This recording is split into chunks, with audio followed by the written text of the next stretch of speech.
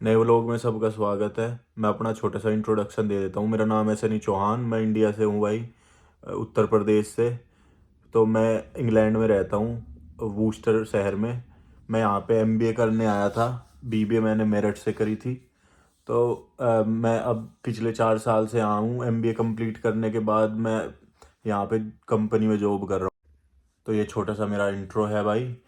तो अब आपको दिखाते हैं। मेरा एक पार्सल आया हुआ है शाम का, तो उसे अनबॉक्स करते हैं। वैसे तो मैंने खोल के देख लिया था उस आज। तो आपको भी दिखाते हैं थोड़ा बहुत कि क्या क्या था उसमें। तो ये पार्सल आया हुआ है भाई। तो इसमें जो पहला है वो है ये माइक्रोफोन्स, वायरलेस माइक्रोफोन्स। ये यूट्यूब की अगर वीडियो को वीडियो रिकॉर्ड करनी है तो ये बहुत अच्छे रहते हैं। अगर आपका कैमरा कितनी भी दूर है, आपके माइक्रोफोन ईजिली उसे रिकॉर्ड कर सकते हैं। नॉइज कैंसिलेशन के लिए ये ऊपर का दिया हुआ है फर वाले। इसमें दो मंगाए हैं, अगर आपको क्लियरली दिख रहे हो तो। अच्छी क्वालिटी के हैं ये मैंने टीमू से मंगाया। ये भाई बहुत सिंपल है। इसे फ़ोन से कनेक्ट कर, फ़ोन में लगा दो, ये दोनों कनेक्ट हो जाते हैं। बस प्रेस कर दो, दैट्स इट। और इसके लिए नए दूसरी तरह के भी इसमें वो है, माइक पे लगने वाले। मतलब ये नॉइज कैंसिलेशन के नहीं है, ये नॉइज कैंसिलेशन के है। तो एक तो ये हो गया। जो सेकंड है वो है ये है लाइट। जो आप जानते हो, वीडियो रिकॉर्ड करने के लिए अगर कहीं पे लाइट की ज़रूरत है, इस पे इसके साथ ये क्लिप है। मैं आपको अटैच करके दिखाता हूँ। ये इसकी चार्जिंग के लिए है।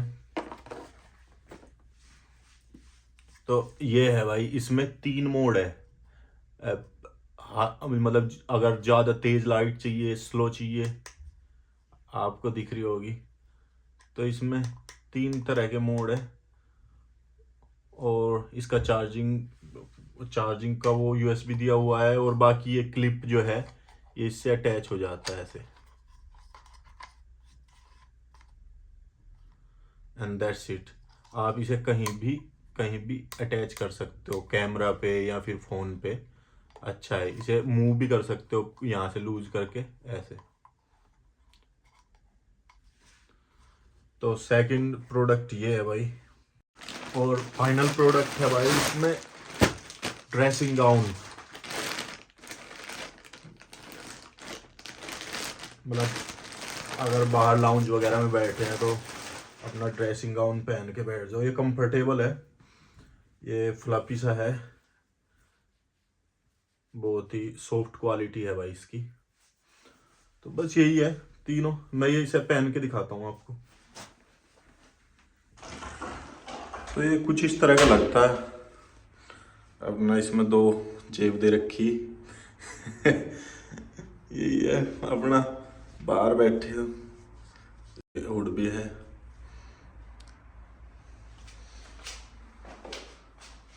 बस ये 3 चीज़ें ही मंगाई भाई टीमू से। और आपको एक बड़ी शॉकिंग सी न्यूज़ बताऊं। मेरा पार्सल आया हुआ था, वो घर ही अंदर ही रखा था लड़के ने। एक लड़का है यहाँ पे, हाउस पे रहता है भाई। वो पार्सल मिल ही नहीं रहा। मैं जॉब से जैसे ही वापस आया, वो दोपहर में आ गया था। और जैसे ही मैं वापस आया, गायब, मिल ही नहीं रहा तब से। तो यहाँ पे यूके में ये भी होता है। अब मुझे इन्फॉर्म करना पड़ा पार्सल वालों को, कंपनी को। जब मैं शायद थोड़ा कंप्लेंट भी डालनी पड़ेगी, ताकि फर्दर ऐसा कुछ ना हो। तो बस यही इन्फॉर्मेशन थी। तो सुबह सुबह जिम जाते हैं भाई। मुझे 2 दिन हो गए बिना जिम के। तो क्योंकि मुझे थोड़ा काम है, इसके बाद जॉब पे जाना पड़ेगा। तो आपसे जिम में मिलते हैं।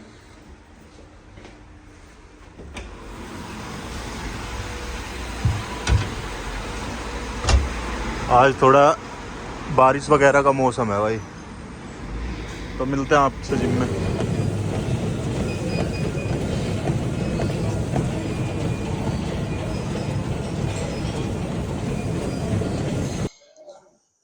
तो भाई हमने शुरू करा है इंक्लाइन वॉकिंग से। तो 10 मिनट इंक्लाइन वॉक करी है। अब पुशअप्स लगाएंगे 3 सेट्स, 10 10 के 3 सेट। तो इसमें इसके बाद करेंगे फ्लैट डंबल प्रेस। तो आज मोस्टली जो है चेस्ट वर्कआउट है।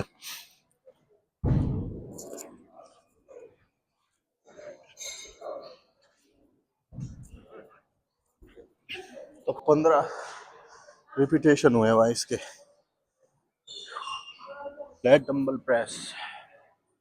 कोशिश करेंगे 10 रिपीटेशन 3 सेट। ये मैं शुरुआत कर रहा हूँ 12 किलो से। 12 किलो के डंबल है।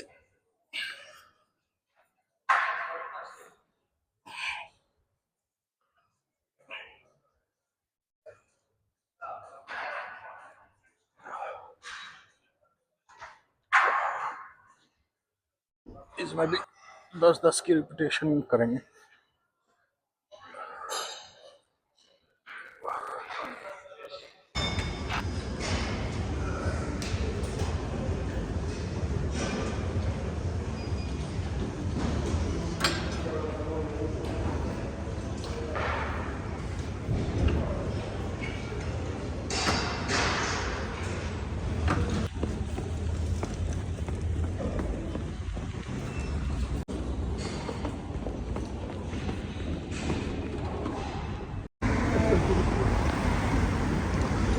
तो जिम ख़त्म करके अब घर निकल रहा हूँ भाई। आज जॉब के लिए जाना है। तो 1.5 घंटा बचा है। उसमें थोड़ा खाना भी बनाना है और थोड़ी सी शॉपिंग करनी है। थोड़ी शॉपिंग कर रहा हूँ भाई। फार्म फूड से थोड़ा पीनट बटर लिया है और थोड़ा बहुत सामान लेकर निकलता हूँ। आज थोड़ा रश में हूँ। तो ये सब लिया है भाई। ओट्स, पीनट बटर, योगर्ट, एक प्रोटीन शेक और वाटर। तो बस निकल रहा हूँ अभी क्विकली। तो तीख रहा होगा भाई गरम गरम अभी क्विकली बनाई है। सोयाबीन बना दी चावल के साथ और दही के साथ खाएंगे और खा के तुरंत निकलता हूँ। थोड़ा लेट ही हो रहा हूँ ऑलरेडी। तो जॉब से आ गया भाई मैं। अब शाम का टाइम हो रखा है, 7 बजे हुए हैं। तो आज का दिन थोड़ा मेरे लिए बिजी रहा। मतलब सुबह सुबह मैंने जिम वगैरह ख़त्म करी, फिर उसके बाद खाना वाना बना के मतलब ज़्यादा ही तेज़ी में निकला।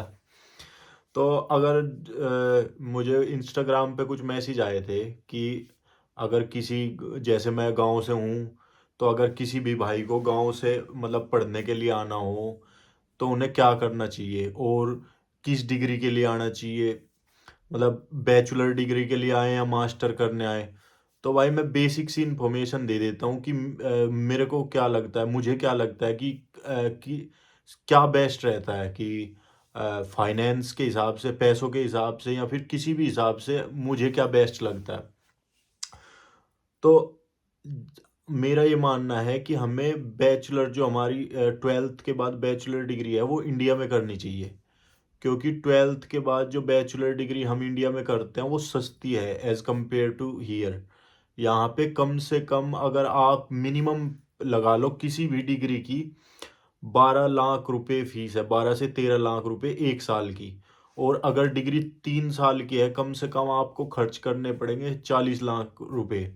36 से 40 लाख के बीच की फीस, प्लस रहने का खर्चा वगैरह। आपको रहने मतलब पार्ट टाइम करने का ऑप्शन मिलता है। आप पार्ट टाइम करके अपना एक्सपेंस निकाल सकते हो कि भाई रूम वगैरह का दे सकते हो, रेंट सजेस्ट वगैरह करता हूँ कि आपको बैचलर जो है इंडिया में करनी चाहिए और मास्टर डिग्री है जो, वो यहाँ पे आके कर सकते हो। और मोस्टली जो मास्टर डिग्री है यूके में, इंग्लैंड में, वो 1 साल की है ज़्यादातर। बिजनेस की या आईटी की ज़्यादातर डिग्री 12 महीने से 18 महीने की है।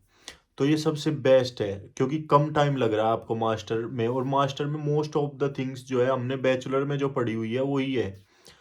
तो और जो सेकंड जो हमें करना चाहिए, 12th के बाद हमें थोड़ा इंग्लिश पे फोकस ज़्यादा बढ़ाना चाहिए। वैसे नॉर्मली जो सीबीएसई से पढ़े हुए हैं हमारे देश में, वो इंग्लिश में वैसे ही अच्छे होते हैं, राइटिंग उनकी अच्छी होती है क्योंकि हर आंसर ही उन्हें इंग्लिश में लिखना है। और रीडिंग भी अच्छी होती है। रीडिंग तो भाई हम बचपन से ही मतलब सीबीएसई के, आप तो हर उसमें इंग्लिश की बुक्स है। तो राइटिंग, रीडिंग और लिसनिंग, लिसनिंग पे काम करना पड़ता है भाई, क्योंकि जो अंग्रेजों का एक्सेंट है वो थोड़ा डिफरेंट है हमारे। जैसे हम इंग्लिश बोलते हैं भाई इंडिया में कि वेयर आर यू गोइंग, ये इनका एक्सेंट तो बिल्कुल अलग ही है। मतलब मैं अब बोल के तो बता नहीं सकता, बट मैं इनके साथ डेली रहता हूँ तो मुझे तो पता ही है। मेरी जो लास्ट वीडियो है आपने देखी होगी, जो मैं ब्रिटिशर्स के साथ ही गया हुआ था, वे मेरी मैंने वीडियो डाली हुई है पूरी, आप उसे देखो तो उसमें आपको पता लगेगा इनका बिल्कुल डिफरेंट एक्सेंट है। आपको समझने में, मेरी इंग्लिश तो इजीली समझ आ जाएगी आपको, पर उनकी समझने में थोड़ा हार्ड है।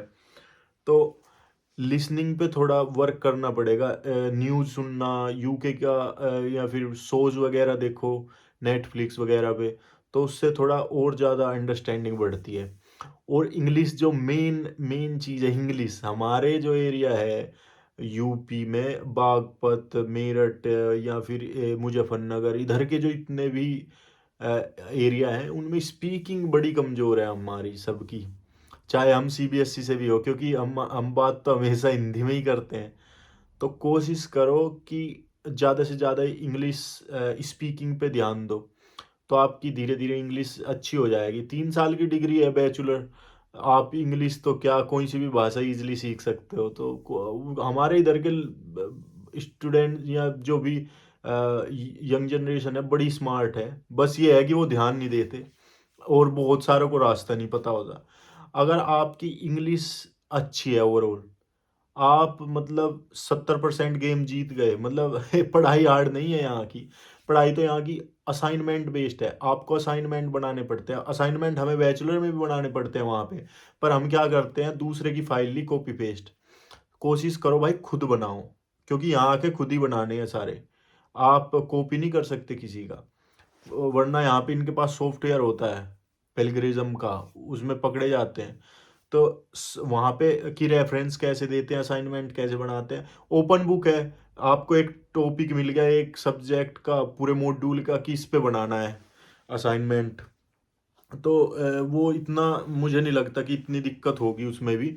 धीरे धीरे उसे बनाना सीख लो वहीं पे ही, कि असाइनमेंट किसी भी टॉपिक पे कैसे बनाते हैं, कैसे उसकी रिसर्च करते हैं, या फिर कैसे उसका कंक्लूजन निकालते हैं। ये सब इजीली आप 3 साल के अंदर अगर डेली भी आधा घंटा भी इंग्लिश पे और आधा घंटा इन चीज़ों पे ध्यान दोगे, इजीली आप परफेक्ट हो जाओगे। और उसके आप बैचलर करते ही किसी भी यूनिवर्सिटी में एनरोल कर सकते हो आप मास्टर डिग्री के लिए। मास्टर की डिग्री की मैं फीस बता देता हूँ, ओवरऑल बता दूंगा। मतलब ये तो है नहीं कि हर डिग्री की अलग अलग फीस है और हर हर यूनिवर्सिटी की अलग अलग फीस है। बट अगर किसी को ज़्यादा हाई लेवल की यूनिवर्सिटी में नहीं आना, ठीक ठाक सी यूनिवर्सिटी में आना है, यहाँ पे यूनिवर्सिटी से कुछ फर्क नहीं पड़ता।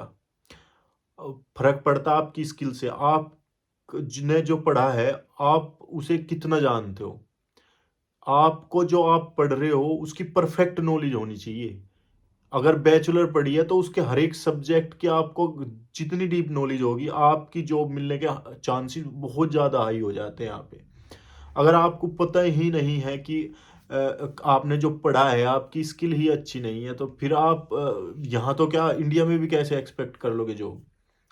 तो यही है, आपको पता होना चाहिए कि जॉब जो है अगर आपको चाहिए तो आपकी स्किल कैसी रिक्वायर्ड है। मतलब आपको सब कुछ पता होना चाहिए कि क्या सेल्स है, क्या मार्केटिंग है। अगर मैं अपने फील्ड की कह रहा मतलब मैं एग्जांपल दे रहा हूँ, अगर आईटी का बंदा है तो उसे आईटी की समझ होनी चाहिए।